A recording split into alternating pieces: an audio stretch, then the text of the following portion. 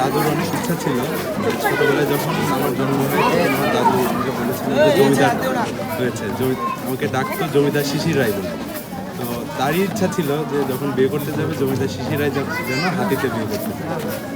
সেই ইয়েতেই আমার দাদুর ইচ্ছা পূরণের জন্য আমি আমাদের সবার, আমার ফ্যামিলি মেম্বার, আমার ফুপি, আমার বাবা মা সবার মধ্যে হাতি প্রস্তুতি আসলেও একটা ট্র্যাজেডি ছিল।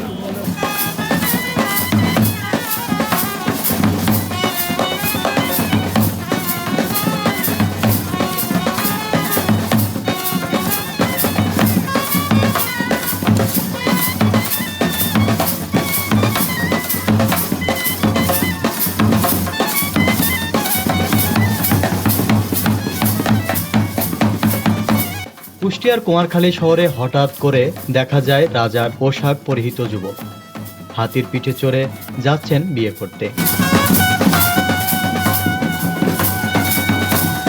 বুধবার রাত 7:30 দিকে কুমারখালীর নবগ্রহ মন্দিরের সামনে এমনই এক ব্যতিক্রমী বিয়ে দেখা গেছে।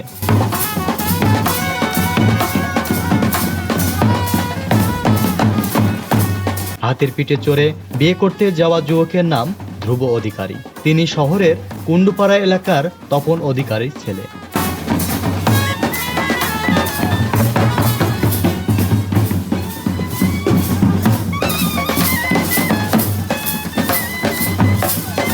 বিয়ের পর হাতির পিঠে চড়ে একইভাবে তিনি নিজ বাসায় ফিরে আসেন।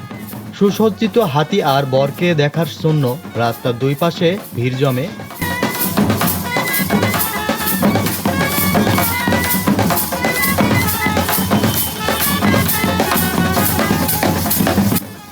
জানা যায় কুমারখালী শহরের এলঙ্গিপাড়া এলাকার অচিন্ত পালের মেয়ে অন্তরা পালের সঙ্গে ধ্রুব অধিকারীর বিয়ে হয়। ধ্রুব দাদু চেয়েছিলেন হাতির পিঠে বর সাজিয়ে বিয়ে করবে নাতি, আর সেই ইচ্ছা পূরণের জন্যই হাতির পিঠে করে বিয়ে করা।